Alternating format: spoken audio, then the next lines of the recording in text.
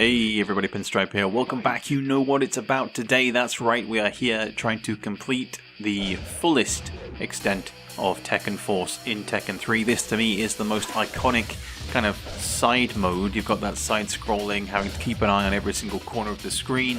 And I just wanted to talk about it today and kind of showcase the ending here, because you'll notice that in the bottom left we do have all three keys. This was back in the day where you had to complete the same thing multiple times in order to then unlock something. You basically complete Tekken Force 3 times to gain these keys, and then at the end of it, when we make it past the Mishima Fortress after defeating Hayachi, that's when we then face up against Dr. Bosconovitch, which is weird because we're trying to save him, but we have to defeat him in a fight in order to save him, and then you unlock him. It's a strange one, but yeah, we had to do it as Paul, of course. It wouldn't be Tekken 3 without Paul Phoenix, and as I am pretty confident in my moveset and general movement when doing this, you know, I've done it 3 times, I've got the keys, so I know roughly what to expect, what to do, and it goes without saying that the iconicness of this mode, like I say, is better than any other Tekken after this. Now at the end of each stage you do indeed then face up against another character. In this case it is going to be Law, but even worse for me is the goddamn Apple software that just decides to pop up at the worst time.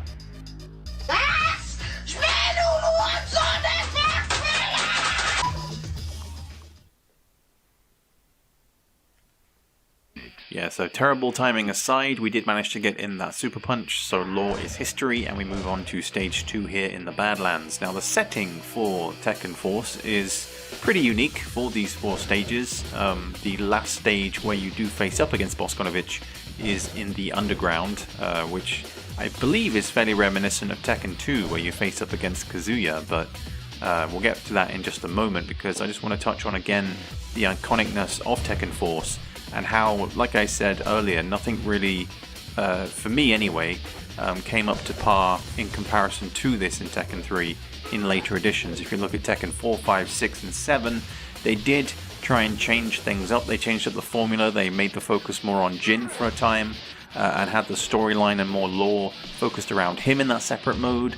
And then there was another one where I think it was Lars and Elisa were the primary focus. Don't forget that Elisa is related to Dr. Bosconovitch. I believe she's the granddaughter or something like that. If someone could probably correct me in the comments. I haven't fully read up on that character. I just know that her annoying chainsaw arms are a pain in the ass to deal with. But even so, you can see that they have tried to continue on with this sort of side content, but this fast-paced dealing with the henchmen of the Mishima Corporation, I guess, nothing is ever compared to it. And especially when you do look at these character models, when you look at the enemies you face up against, when you look at the crow, the hawk, the falcon, and the owls, the fact that they're all centered around types of birds, I think is really cool. And the designs too, like the striking colors. Yes, the character model I believe is just repeated. The crow is different to the hawk, falcon and owl, but if I'm not mistaken, it is actually a playable character that you can use. I haven't done it myself, but I suspect it's definitely possible via emulation. Now this fight against Kuma is all about timing. The biggest issue that I find with the side scrolling, of course, is that you really have to be on it with your reaction speed, so kind of anticipating when the enemy, regardless of whether it's a henchman or an actual character that's coming at you. You'll notice I am trying the super fist here and there. We do take him down, and we are going to move on to stage 3, of course, but yeah, just being able to anticipate who is coming at you and when, and knowing that there is going to be somebody there instantly. You can see as we start here, the falcons are immediately there, and I'm very tentative. You'll notice that I'm going to be jumping back. If I get too close to the right side of the screen, I jump back, give myself some space, and let those enemies come at me to then take them down. But the biggest issue that you'll find when you play through this Tekken Force is if you end up getting swamped. It's normally only 2 enemies on screen at a time, but if they get you in a corner, then it's going to end badly for you. You'll notice here I managed to get the high kicks in. Thankfully they only had low HP, so I was able to take them down, but if they were an owl in that situation, I most certainly would have been dead. But of course you cannot go through the entirety of Tekken Force without mentioning the wonderful chickens, which are on the ground for you to then collect and gain that HP, and that is, I think, the most iconic part of this game mode, just because of the voice line where he says chicken, you know. But yeah, I love the overall structure of this, in where the health is placed, the enemies that you face up against, the variety of it, the health pools, and again the use of color, because the falcons here, the green, the blue not so much, but the green, you can tell that they were primarily designed for this stage because they have that sort of sickly hue to them. I mean, it's a beautiful color of green. I mean, green is my favorite color, but for this stage specifically, which is just titled Darkness, yeah, they're kind of luminescent as well, which is really cool. I think all of this harks back to a time when game developers were just doing this sort of thing because it was cool, because it was a new idea.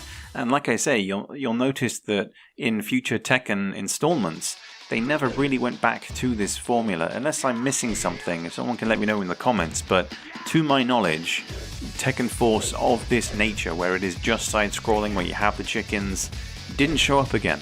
The formula itself is just really addictive because, you know, it's a one-chance thing. If you lose, it's game over. You have to start all over again. Of course, that doesn't count in terms of the keys you got. You don't lose those, but in terms of the attempt to make it to that final fight against Bosconovitch, yeah, you'd have to start all the way back again at stage 1. But making it to stage 4, the Mishima Fortress, is just the most iconic because you are literally fighting an uphill battle. And the aesthetic here, the Japanese architecture, you know, that links in with the Mishima Corporation itself. And the floor being wood, I think, is quite iconic in that historically, if you ever went into a dojo, the floor would be ninja-proof, so it would cause, you know, intense squeaking to kind of alert anyone nearby that, you know, ninjas are around. And it's just ironic with the dudes that you're facing up against as the owls come in here, and they're like cherry blossom red. It's just the icing on the cake, honestly, as far as the enemies are concerned. It's such a small change, but it makes them so unique to this stage, and I love them, I really do. They're so cool, but equally as terrifying, because as you'll have seen throughout this video, the enemies are actually able to damage themselves. They do that annoying backflip, and have been able to dodge your kicks. I've been relying heavily on my just standard X kick, because as Paul, it deals a huge chunk of damage. But I should note as well that the Super Punch doesn't actually... It's been nerfed basically in Tekken Force, because by default it will take out like 90% of the HP, but in this I think it only deals half damage to other playable characters. So as we make it into this final fight against Heihachi, that's when I'm again going to be trying some kind of Super Fist. You'll notice there that I did attempt a sprint, which can be kind of the main go-to when you don't know where the enemies are. When you know that they're off screen, the temptation to just sprint at them and try and tackle them is huge, but it never goes well. But we've got those final 2 chickens, we have full HP, and Heihachi is here. He blocks that first kick, and we go for the Super Punch, miss it, he says screw you, and that's already a quarter of our health gone. And this fight does drag on for a little bit just because, well, you know, our palms are sweaty at this point. You want to be not misinputting, as you'll notice both of us there just missing our first few kicks. But as I will show you at the very end of the outro for this video, I did actually fail this fight on the first attempt. So this is technically the second, but I'd learned from those mistakes, backing him into a corner. The perspective isn't great, but a final jump of celebration as we make it to the final stage, the Underground. We are here against Bosconovitch, and he is almost unlocking me with that move. I know that one that kind of locks you into just being electrified forever, but thankfully I got my Super Punch in and half of his HP is gone already. But my biggest, I think, piece of advice I can give if you are doing exactly the same as me, if you're using Paul Phoenix, his down punch is what is going to win you the fight here, because Bosconovitch plays on the floor like 60% of the time. He'll of course gather his strength up and be able to stand on 2 feet, but as he'll be rolling around on the floor, you just need to be damaging him so that he falls back down, and then when he comes in close, go for that down punch, because that is what's going to gift you the win. And as for me, you see, I wait, I'm patient, and I get the victory. Anyway, hope you guys enjoyed. Peace out.